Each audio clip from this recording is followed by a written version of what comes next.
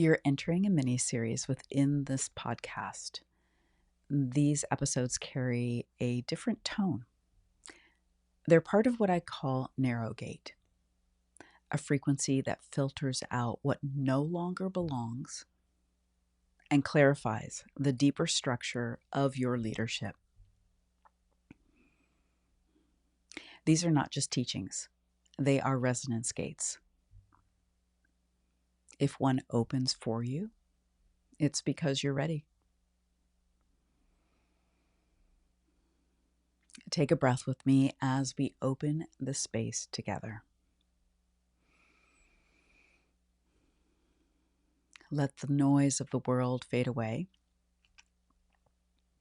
You're not here to perform, to convince, or to produce on command. This episode is a returning to power. Not the kind others recognize, but the kind you carry. The kind that doesn't chase reach, but radiates resonance.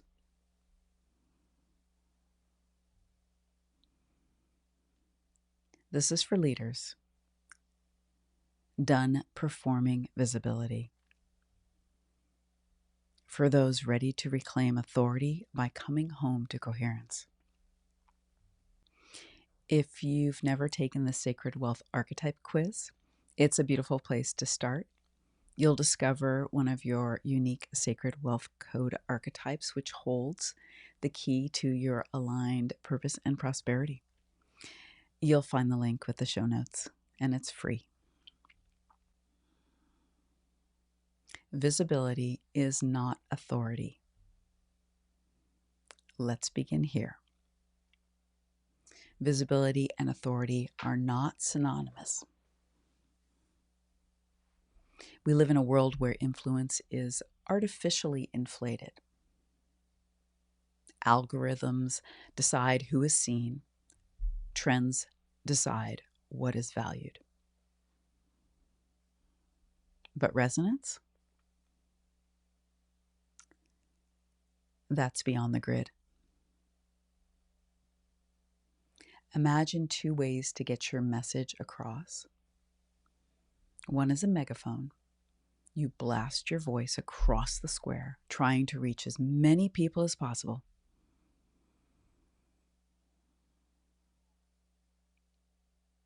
The other is a radio frequency. No one sees it.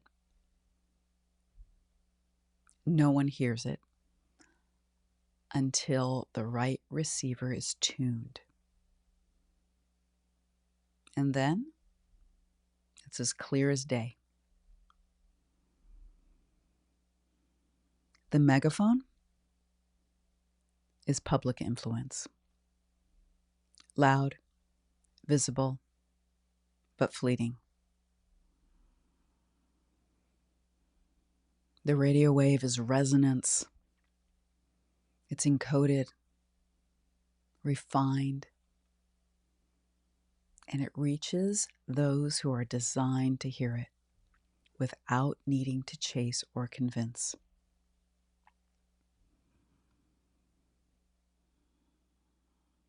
You are not meant to be louder. You are meant to be clearer.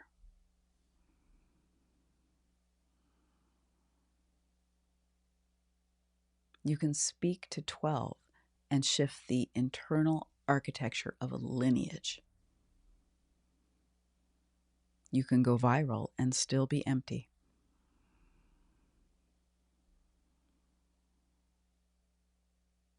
When the world chases numbers, the narrow gate brings you back to origin frequency. That deep, undistorted tone of your soul. It doesn't need a platform. It needs coherence.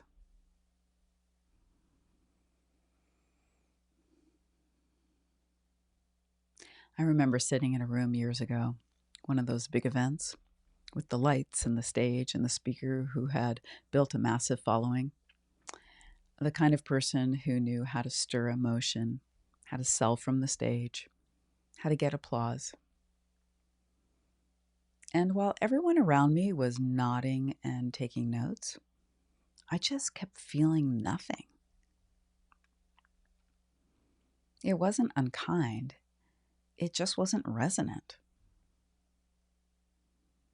There was charisma, but no depth. Visibility, but no signal. And then later that month, I had a short call with someone you've probably never heard of. No big platform, no polished branding, just presence, just frequency. You know, she said one sentence and it landed like a bell in my system. I still remember it. I still feel it. And that's when I knew influence is not always authority. Some voices echo for years, even if no one else hears them. And some disappear the moment the applause dies down.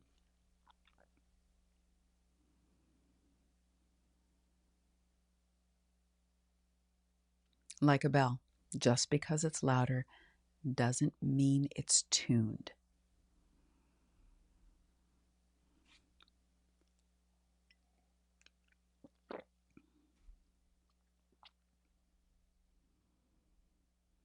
Resonance is not measured, it's remembered.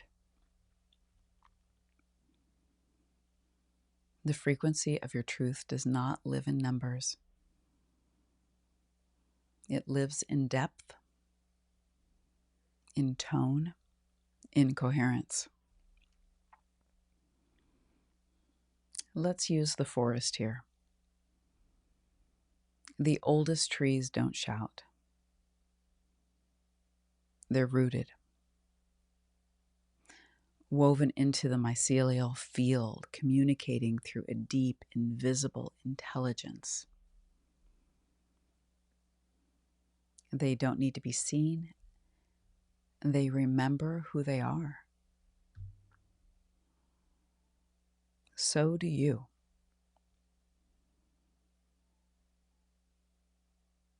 This isn't a call to be hidden. It's a call to be true.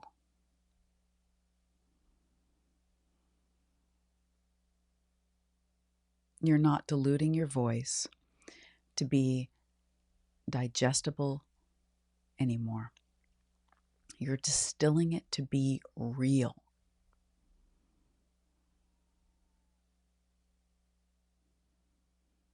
So if you've ever walked through a forest, you've probably admired the trees, their height, their beauty, how they catch the light.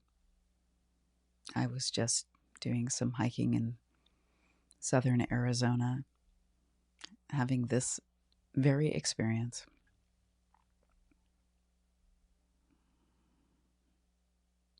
But what most people don't see is what's happening underfoot.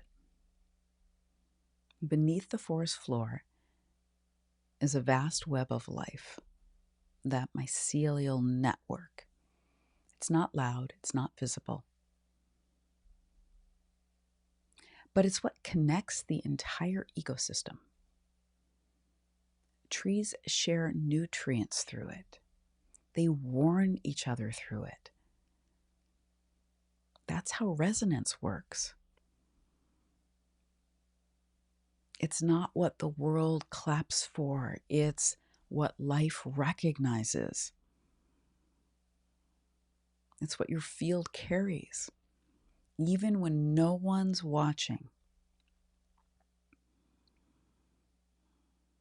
Some of the most truly powerful leaders in this moment are not the ones at the top of the social feed. They're the ones who know how to listen below the surface. The ones whose signal travels not by shouting, but by stillness.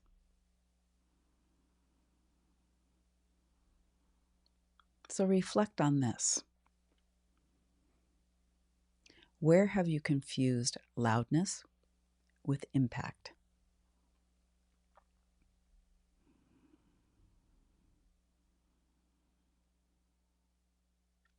Real power doesn't seek confirmation. Let's name this distortion. Public influence seeks applause. It thrives on validation loops like shares, likes, comments, reviews. It feeds the part of us that wants to be chosen. But resonant authority? It's chosen itself. It's rooted enough to stand alone because it doesn't derive its value from how many see it. When you no longer outsource your significance, you become a field of remembrance for others. You no longer need to convince. You become a tuning fork.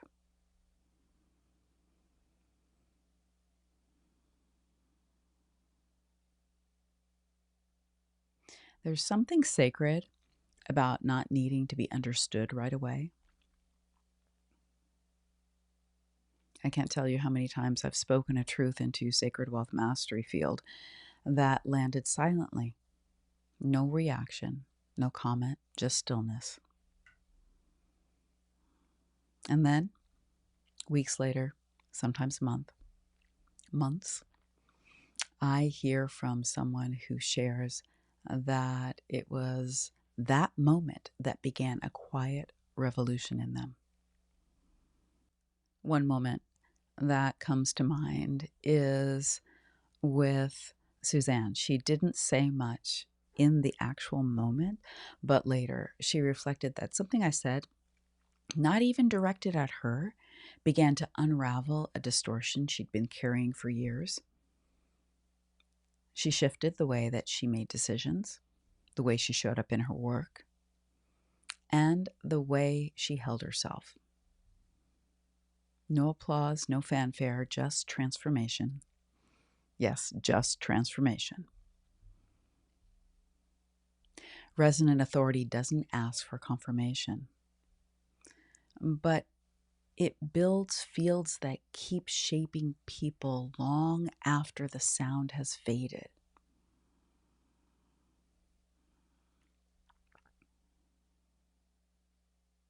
So reflect on this. I don't need to be seen to hold what's true.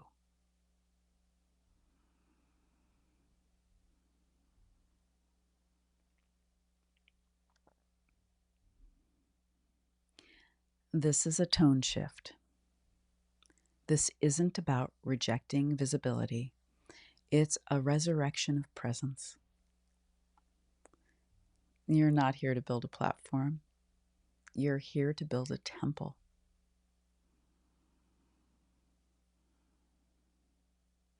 The world needs fewer personalities and more pillars. Fewer broadcasts and more beacons.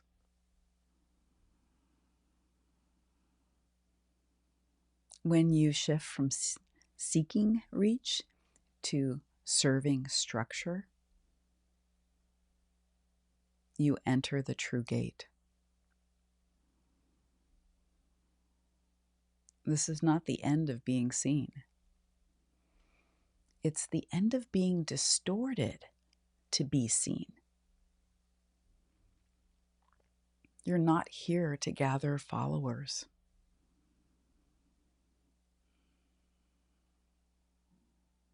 You're here to tend a flame.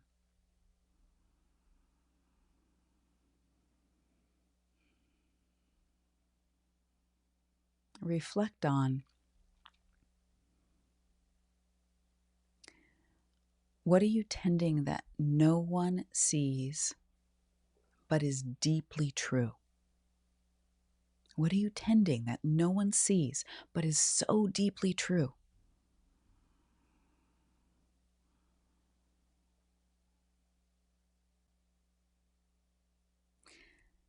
Sacred wealth mastery isn't something you sign up for.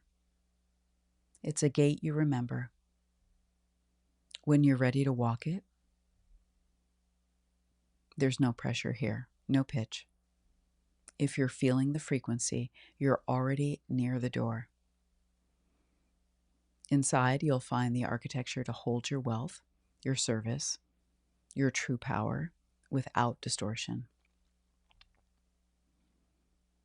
If it's time, the gate will open and you'll find the invitation below in the show notes.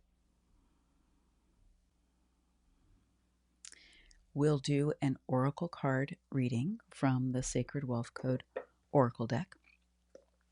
The deck, the book, and the journal, Your Sacred Wealth Code, links are down below, and also you can grab them on Amazon. We'll see what the oracle cards, the archetypes, have to say today.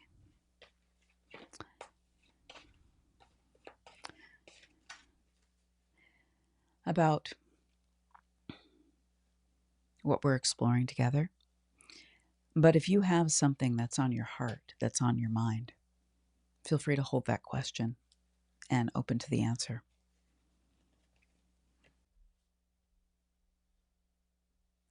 The first card that came in is one of Saturn's cards.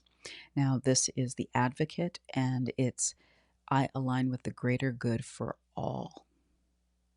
And the Advocate's here to remind us that when we hold that structure of being here for the greater good of all, that includes ourselves first and foremost, because what's good for you is good for everyone if it's truly, truly good for you.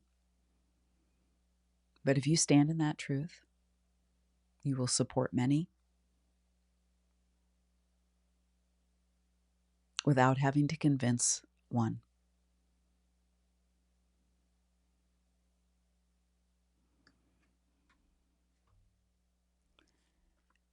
The King. This is the Sun's card, one of the leadership cards. I powerfully lead my mission. The King steps in to remind us. A great leader steps in. Not just a leader, but a leader that's very in touch with their mission. That if you are not in touch with your mission, it is time to ground deeply in it and speak from it. Those who are meant to be part of that won't be able to help but sense, hear, and resonate to it. You'll never have to convince one once you're fully standing in the energy of your mission and you're willing to lead it,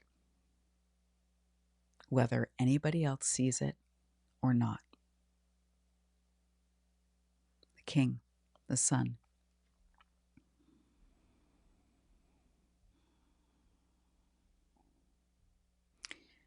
We'll do an integration practice because we don't just need information, not that this is resonance and remembrance, but we want to bring it into embodiment so you can walk with it and it can walk with you. Tend the flame.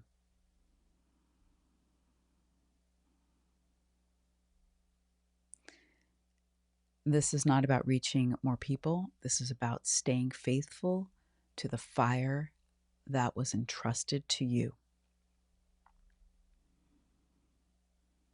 So take a moment. Let your hands rest on your heart, on your belly. Close your eyes. Take 3 slow, deep breaths. Feel your body, the rise and fall of your chest.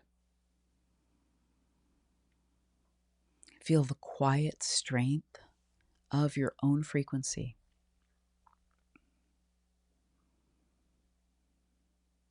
This isn't about broadcasting. This is about tending the flame. Let this phrase echo through you. Walk with it. Return to it. Tending the flame.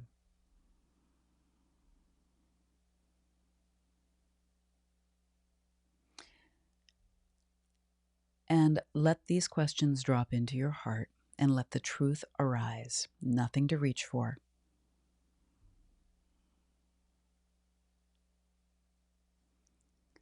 Where have I mistaken visibility for truth?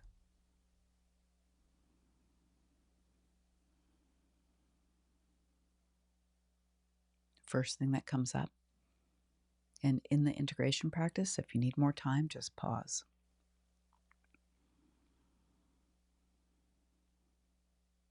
What is the frequency that I'm truly here to anchor?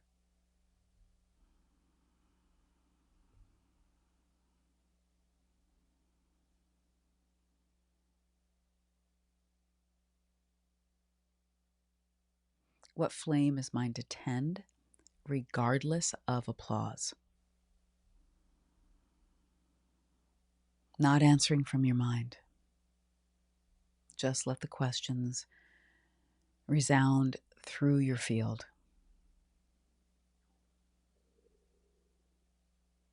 If something doesn't immediately arise, it will float up. If you're pulling something down from your mind, you'll feel this pulling down. You may feel that knowing rise up later on a walk, in a moment of silence, or in your dreams. Trust your own process. But please remember, you are not here to gather followers. You are here to tend the flame.